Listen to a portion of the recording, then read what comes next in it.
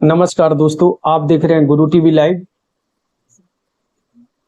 जमाकर्ता हो चाहे सहारा का एजेंट हो, अपने भुगतान प्राप्ति हेतु लगभग 12 वर्षों से इंतजार कर रहे हैं और सहारा रिफंड पोर्टल भी बनाया गया तो 5,000 करोड़ रुपए एक वर्ष से ज्यादा हो चुकी है, लेकिन जमाकर्ताओं के खाते में 10,000 रुपए प्रथम किस्त भी नहीं पहुंची।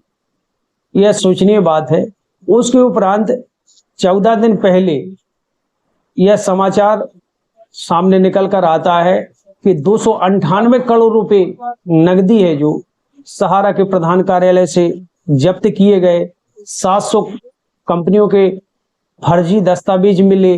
पर उसके उपरांत 9 दिन पहले एक न्यूज आती है कि 100 एकड़ जो लीज पर जगह कंपनी ने ली होगी और उसका कहना चाहिए दुरुपयोग किया होगा या फिर नहीं किया हो गया, समय सीमा उसकी खत्म हो रही थी, तो वो जो लीज है जो कैंसिल की गई है वो तो अलग मैटर है। उसके बाद 2 दिन पहले अभी फिर समाचार प्रकाशित होता है कि सहारा इंडिया के जो बैंक में पैसे पड़े हुए थे जो कि लगभग 14,000 करोड़ रुपए थे, उसे सरकार ने है जो जानकारी मिल रही है वो सेबी के खाते में ट्रांसफर कर दिया गया है। इस तरह की जो समाचार है जो आजकल सोशल मीडिया पर छाया हुआ है। लेकिन प्रश्न ये है कि जब एक और जमाकर्ता अपना भुगतान प्राप्ति हेतु लगभग 12 वर्षों से इंतजार कर रहे हैं, तो यह 12 वर्षों तक छापेमारी क्यों नहीं हुई? और यह छापेमारी हुई है तो जैसे वो नोएडा में कुछ समय पहले दिल्ली में हुई थी जिसमें डायरी का भी जिक्र था, तो क्या इसी तरह दब जाएगी कि आगे कार्रवाई होगी? क्योंकि प्रश्न उठता ये है कि सरकार मतलब सीआरसीएस सहारा रिफंड पोर्टल है जो 5,000 करोड़ रुपए दिए गए और एक वर्ष से ज्यादा होने को है, 10,000 रुपए भी जमाकर्ताओं के खाते में नहीं पहुंचे। तो प्रश्न ये उठता है कि ये पैसा जो सरकार ने जब्त किया है, यदि ये 14,000 करोड़ रुपए भी सहारा रिफंड पोर्टल को दे दिया जाए उदाहरण स्वरूप, तो ये कितने वर्षों में वापस कर पाएंगे? एक और सहारा के एजेंट ज्ञापन दे रहे हैं, सांसद मोड वो तो 12 वर्षों से दे रहे हैं और होता कुछ नहीं है, क्योंकि सभी को पता है कि सहारा का मैटर में राम जेठमलानी जैसे अधिवक्ता, एक से एक कपिल सिब्बल जैसे अधिवक्ता किनारा कर चुकी है, क्योंकि सहारा का मैटर सुलझने वाला नहीं है। और यकीन मानो दोस्तों, सहारा इंडिया के पास आज भी पर्याप्त इतनी संपत्ति है कि जो बताया जाता था, क्योंकि माननीय सहारा प्रमुख भी बोलते थे कि हम एक दिन का ब्याज देंगे, तो वो ऐसे ही नहीं बोलते थे, क्योंकि सहारा के पास जो अभी जैसे 700 कंपनियां मिली है, लगभग 5,000 कंपनियां जो बताई जाती थी मीटिंगों में इसी तरह की मौजूद जो किसी के नाम पर चल रही है। और यह जांच होगी, यह दबा दी जाएगी। वो इसलिए जांच को दबा दिया जाएगा, जहां तक मेरा सूचना है कि स्वाभाविक है कि कंपनियों के जो मालिक होते हैं, जिनके नाम पर ये कंपनी होती है, वह राजनीतिक मंत्रियों के या तो पुत्र पुत्रियां होती हैं या फिर फिल्मी दुनिया की जो हस्तियां हैं वह होती हैं। इसमें स्वाभाविक है एक से एक धनाढ्य परिवार, जो राजनीतिक पहुंच, व्यापारी, कारपोरेट, ये कंपनियां उन्हीं के नाम पर ही जो होंगी। और जब उनके पास नाम पर ये कंपनी होंगी तो स्वाभाविक है सत्ताधारी जो राजनीतिक मंत्रीगण हैं उनके पुत्र पुत्रियां भी हो सकते हैं। तो जब ये है तो क्या जांच निष्पक्ष हो पाएगी कि मामले को दबा दिया जाएगा? जहां तक सहारा रिफंड पोर्टल का इतना बुरा हाल है, पहले सहारा रिफंड पोर्टल पर आवेदन कराया, पैसा नहीं मिलाया, फिर उसके बाद सहारा रिसबमिशन कराया, पैसा नहीं मिला। यहां तक की स्थिति यह है कि 60 से 70 और 80 दिन होने वाले हैं, तब भी जमाकर्ता के खाते में सहारा रिसबमिशन करने के उपरांत उनके खाते में पैसा नहीं पहुंचा। यदि हम मान के चलो किसी भी सरकारी बैंक से ऋण लेते हैं और किस्त में चूक जाते हैं तो उसकी हमें पेनाल्टी देना पड़ता है, ये रूल्स बनाया गया है। तो क्या यह रूल्स सीआरसीएस पर लागू नहीं होता? कि जब आपके द्वारा बनाया गया रूल्स है जो 45 दिन का है, और 45 दिन के बाद यदि आप भुगतान नहीं दे पाते हैं और उसमें अंडर प्रोसेस दिख रहा है, तो स्वाभाविक है कि सीआरसीएस पर जुर्माना लगना चाहिए कि नहीं, कमिट करके अवश्य बताएं। दूसरी ओर एक प्रश्न यह भी उठता है कि ये जो हल्ला उदम तो बहुत मचता है, चाहे सोशल मीडिया पर हो, लेकिन इसका समाधान अभी तक मुझे ऐसा समझ में नहीं आया कि उस स्थायी समाधान की ओर कोई सोच रहा हो कि जमाकर्ता को वास्तव में भुगतान मिल जाए। सभी को पता है कि जिस कंपनी के पास 700 फर्जी कंपनियां 12 वर्षों के बाद ईडी द्वारा या सीबीआई जिसने भी जांच किया हो उसके माध्यम से ये दस्तावेज मिलते हैं, तो प्रश्न उठता है कि उस कंपनी के पास अभी और कितनी कंपनियां हैं, कितने कंपनियों के दस्तावेज हो सकते हैं, कितने अरबों खरबों का साम्राज्य हो सकता है। यकीन मानो दोस्तों, यदि सरकार चाहे तो जमाकर्ता का जैसा आदेश माननीय सर्वोच्च न्यायालय ने पूर्वत दिया था 15% ब्याज सहित, तो दिलाया जा सकता है, लेकिन इसके लिए नियत साफ होनी चाहिए। एक और जहां गरीब निवेशक मारी मारी फिर रहे हैं, अपने भुगतान का इंतजार कर रहे हैं, वो सब इतना जो प्रपंच रच दिया गया है सहारा रिफंड पोर्टल को लेके, वो यह जानते थे कि चलो अच्छा है, पहली बार किसी गवर्नमेंट ने ऐसा डिसीजन लिया कि बैंक खाते को आधार, मोबाइल, ये सब चीजें अपडेट हो जाने के उपरांत सहारा रिफंड पोर्टल से भुगतान मिल जाएगा। उसके उपरांत उसमें तरह तरह की डिफिशियंसी बताना, और जब इनने तादाद देखी तो और सख्ती करना, तो इससे ना देने के ज्यादा है जो आसार लग रहे हैं कि ये लोग चाहते हैं कि इसी तरह की डिफिशियंसी निकाल के जमाकर्ताओं को भुगतान ना देना पड़े। और ये सोशल मीडिया का क्या है, कुछ लोगों का काम ही है कि नहीं अच्छे दिन आ रहे हैं, शांति पक्ष में धैर्य बनाए रखें। अरे भाई, धैर्य कैसे बनाए रखें?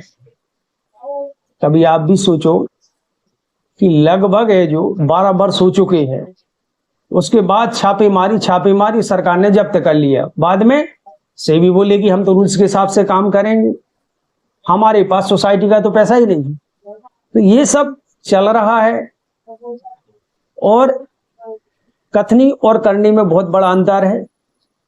जो कंपनी लगभग 12 वर्षों से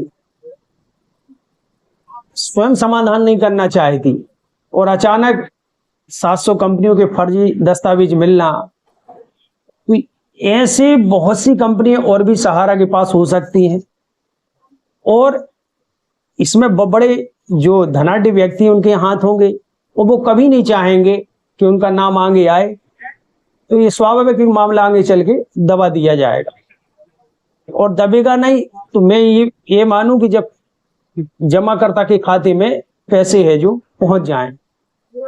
यहां तक कि सीआरसीएस द्वारा मनमानी डिफिशियंसी देना, अपने मन के हिसाब से पोर्टल का संचालन करना, और तो और आप ही सोचो कि जिस कंपनी द्वारा इतनी बड़ी गलती की गई, उन्हीं कंपनियों से सहारा के जो वेरिफिकेशन हो रहे हैं उन्हीं से वेरिफिकेशन कराया जा रहा है, और उनके पास कर्मचारी नहीं है। जो मुझे जानकारी प्राप्त हुई तो ये टेम्परेरी कर्मचारी वहां लगाती हैं, और वह मनचाहे चेक करते हुए, क्योंकि उनको अपना वेतन पाना है, उल्टा सीधा चेक कर दिया और मनमानी डिफिशियंसी दे दी। जो इच्छा हुई वह कर रहे हैं, और यदि कोई कंप्लेंट 1% कर दी भी लीगल रूप से, उसका सही भी कर देते हैं। लेकिन ये तो स्वाभाविक है कि सभी लोग ना तो शिकायत कर सकते हैं, क्योंकि उनको जानकारी ही नहीं क्या करें आगे। और झूठ पर झूठ, इसके अलावा है जो राजनेताओं का ये काम ही है। एक और बहुत से व्यक्ति, अभी एक मेरे पास एक 97 साल की वृद्ध महिला आई जो मरने वाली हैं। हो सकता है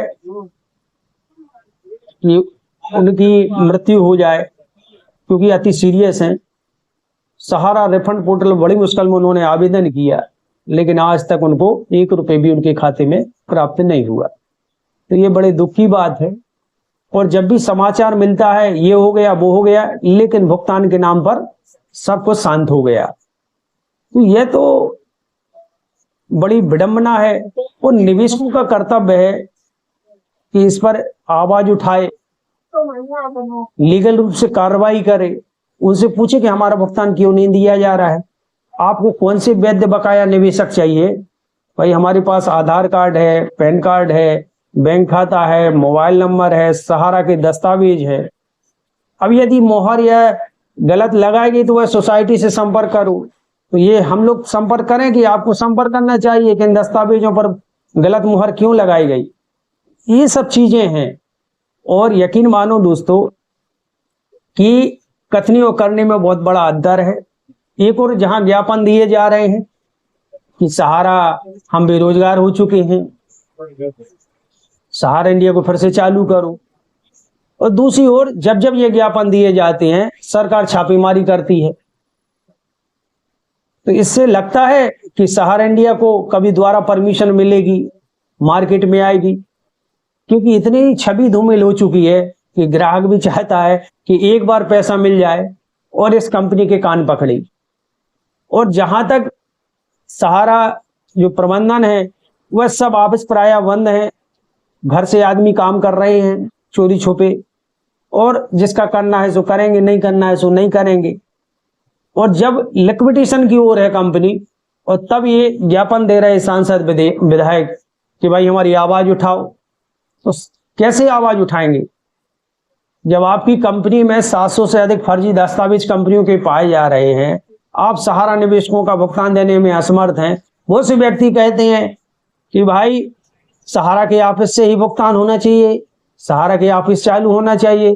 तो मैं आपको बता दूं कि माननीय सर्वोच्च न्यायालय के आदेश के अनुसार सहारा ऑफिसों को खोलने पर कोई भी रोक नहीं लगी है। ये नहीं बोला कि ऑफिस मत खोलें। वो अलग बात है कि जिसके आपने ऑफिस बनाया उसका रेंट नहीं दिया, आपके काम पर रोक इस कारण लगी क्योंकि आपने जमाकर्ता का भुगतान नहीं दिया। तो ये सब स्वयं की करनी है। आप ऑफिस आज भी खोल सकते हैं, लेकिन खोलेंगे कैसे? जिसके आपने ऑफिस बनाया पहले उसका जो पिछला है किराया उसका दें, तब तो वह चाबी देगा कि भाई आप खोलें। तो आप सोचते हैं कि नहीं हम ज्ञापन देंगे, ये कर लेंगे, वो कर लेंगे, उससे कुछ होने वाला नहीं है। आप ज्ञापन ही देते 12 वर्षों से दे रहे, क्या होगा? और शक्ति बढ़ती, और यहां तक की स्थिति अब ये आ गई कि व्यवसाय टोटल बंद हो गया। कुछ री इन्वेस्टमेंट है जो स्टार मल्टीपर्पज कोऑपरेटिव सोसाइटी में चोरी छुपे हो रहा है, बाकी ऑफिस का तो सभी को हाल पता है। और गवर्नमेंट कल कह देगी कि सहारा रिफंड पोर्टल के बाद जिन्होंने री इन्वेस्टमेंट किया है वह जाने, उनका काम जाने, फिर क्या करेंगे? क्योंकि सहारा इंडिया से अपेक्षा रखना पैसे की, मुझे नहीं लगता कि पैसा मिलेगा इस तरह से। सरकार ही पैसा दिला सकती है, और सरकार को बाध्य करने हेतु सभी लोगों को संगठित होना पड़ेगा।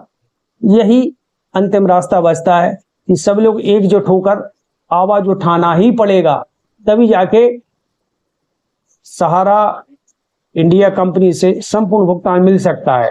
कंपनियों का सवाल है तो अभी तो देखते जाओ, कंपनी के पास ऐसे है जो हजारों कंपनियां मिलेगी।